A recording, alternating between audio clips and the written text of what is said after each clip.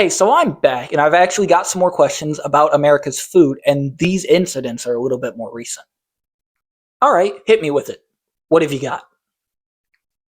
Well, I mean, first of all, the whole thing with Taylor Farms, you have the outrage about cyclospora, and then you just have news stories coming out like only 10 hours ago about salmonella being in their jalapeno products.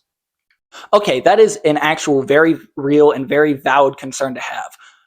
Let's look at it. First of all, with the whole cyclospora incident, the FDA has gone back and said that it was a false positive and that it didn't come from Taylor Farms for the whole cyclospora thing. I would remain very skeptical of that just because of the fact that, well, they gave money to the politicians and they have a history of dodging accountability.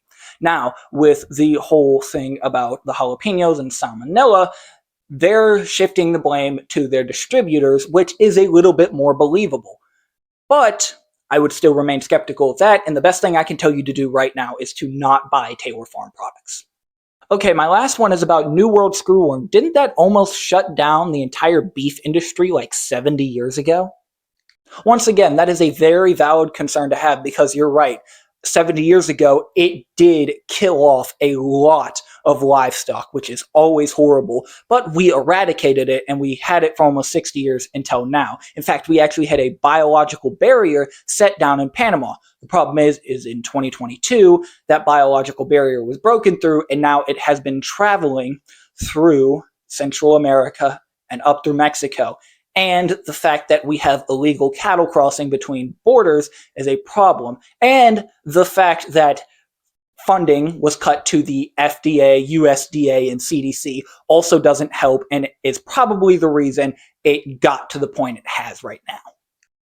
Wait, so it is a conspiracy?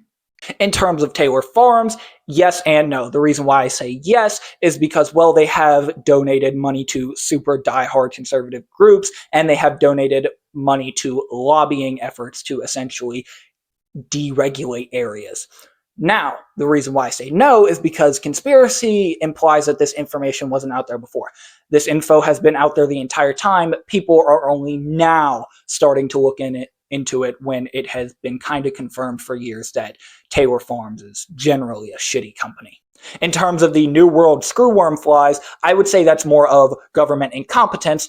Couple that with the fact that it is a mathematical impossibility for something to not go wrong in any industry, and you get what we have today. But I would say for the majority of people eating food, you will be okay. Just check if your stuff comes from Taylor Farms or not.